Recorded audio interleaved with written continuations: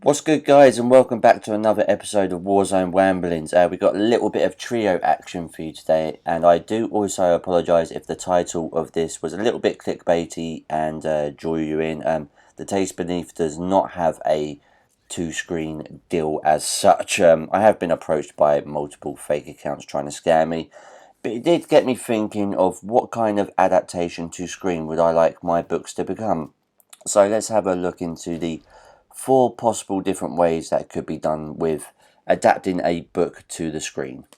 And starting firstly with the most popular and most common one, you would have to say would be adapting to a movie. Now, do I think my books would make a good movie length? I actually do, in terms of their plotting and pacing. If you were to take your average movie these days, anywhere between the sort of 90 to 2 hour mark, unless of course you're working for Disney under Lucasfilm or Marvel, then it will be anywhere between 3 hours long. But I think my books would make good movies in terms of if they were 90-minute to 2 hour productions. With the way the pacing works out, it could really work, but I would prefer, if the Taste Beneath was to get made into a movie, it not go to a major studio. Number one is my mistrust in them. I've spoken about it a lot, but a lot of you don't seem to realise the details in how many movies flopped last year. If you take aside Oppenheimer and Barbie was, I think, the highest grossing movie of last year. And that's because a female centric movie like that was actually, tailored towards females. It did so well. It's a movie that's not made for me, and that's not something I need to worry about. I'd like maybe a studio like that have an understanding of their core audience, or maybe something like Godzilla Minus One, which was the most profitable movie of last year. A movie that cost $15 million and is so far up to the 200 mark worldwide, I want to say. For anyone out there who doesn't understand movie profits, a movie has to make at least round about between 3 and 3.5 times the amount the movie costs. So Indiana Jones last year and all the other, what was the biggest one, Marvel's, costing around $300 million. They need to make anywhere between 900 and 950 back, and none of them did. So if The Taste Beneath was to get made into a movie, I would prefer it to go to a smaller studio that have actual respect for the source material. But then after that, that is the options, or the next two options are kind of similar, which are both TV and animation. Do I think my books will make a good TV series? Not as much, especially if it's like a 10 episode series or a 16 episode series.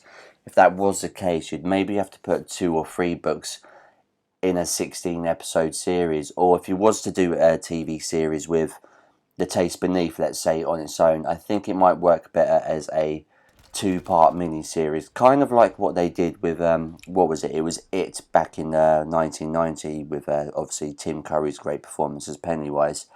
I think that would work better if you were just to split the book in half and maybe an hour's runtime, so including adverts, that would be about an hour and a half, you have to say, in terms of that sort of length of time. I think that would be better for The Taste Beneath for it to be adapted into a two-part miniseries. Or if you were to do an 8 episode series or maybe a 10 episode series, do The Taste Beneath for the first half and then do a mid-season break and then have Diseased Intentions after that.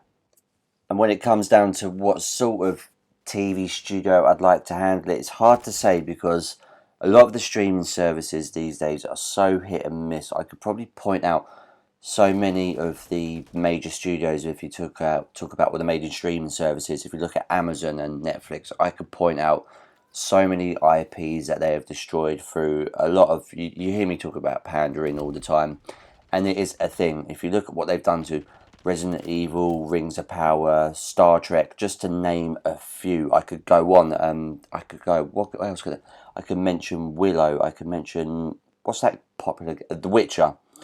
Just all of these great IPs, or even urban legends, Robin Hood was taken. The great Robin Hood, the story of the man in English folklore that gave from the rich to the poor, was adapted to screen last year. And Robin Hood, I didn't need to tell you, was converted from a straight white man into a black female lesbian, essentially. Well, she was bisexual, but it's still just another box ticked. And I don't know fucking I know for a fact if I gave Ryan, my main character, to fucking Disney Studios, then he would no longer be a white dude with green eyes and blonde dreadlocks. He would be you know what, he might actually be, but he would be the bad guy, because that's the way these studios just have to display men like him. If you've got an ounce of testosterone in your body, you best believe you're the bad guy. But if I was to give it to a TV studio, it would probably be someone along the lines of whoever made the Reacher TV series. Yeah, it would probably be along the line of the Reach TV series, or maybe someone who handled Hunters or the first season of The Boys, sticking incredibly faithful to the source material, because that would probably be my biggest ick. I just said ick, I can't fucking believe I said that. That would probably be my biggest thing if I was to sell my IP, that I'd be selling it to someone who actually cares and respects for the source material.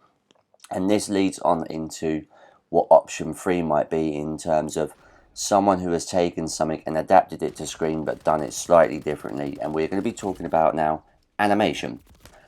I don't watch a lot of animation itself. I watch a lot of Family Guy, American Dad, South Park, that kind of stuff. But actual sort of anime, I don't really watch. But one of the best TV series I've ever watched, and it is on Netflix, so there is studios within that streaming service that can do great things, and that would be the TV show Arcane.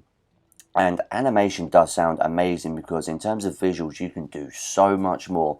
There is so much more leeway in terms of the world you can create. And obviously, the world I've created, very post-apocalyptic. I mean, if you look at The Last of Us, some of it looks incredible, but some of it you can just tell is CGI. And it does draw you out a little bit. But when it comes to animation, you can do so much more. And Arcane itself stuck true to the source material. It looked great, and there was a bunch of great voice actors in there as well that understood the characters, which is why Arcane works perfectly. Mixed in with this, it's not quite hyper-realistic animation, but it's better than most. It's better than most anime from what I've seen on screen in terms of its fluidity, if that's even a word. But Arcane, I did not know, was an adaptation of a video game called League of Legends. Now, I've never played League of Legends, and this leads us on into option number 4, and probably the most profitable, which is gaming.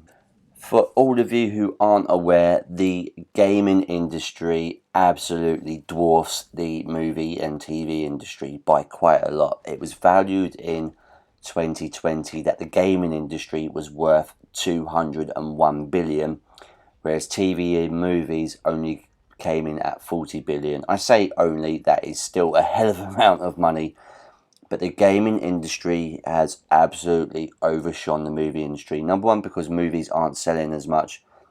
But also with gaming, it's not just the game itself you buy. Even if it's a free-to-play game, like you're seeing this, Warzone, the amount of money you can still make with microtransactions and battle passes, season passes, those kind of things, is absolutely off the charts. And the Taste Beneath itself might work as a video game. If you were to do it in a full-on story mode, something like The Last of Us, something like that, that would be something you could really do. Or even Call of Duty, like I'm playing now. This has a story mode, even though the most recent one was absolute shite. I might do a video about that, why the original Modern Warfare story mode was better than the new one, but I digress. I could see it working as that, but I would have to think about how I would sell it as an IP and what the online gaming mode would be, because that's a big thing these days as well.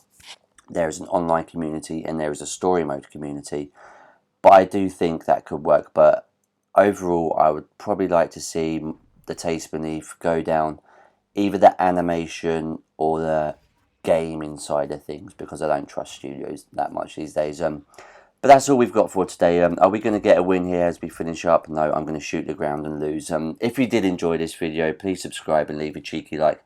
Let me know what you'd like me to talk about in the future. As always, much love, take care, and peace.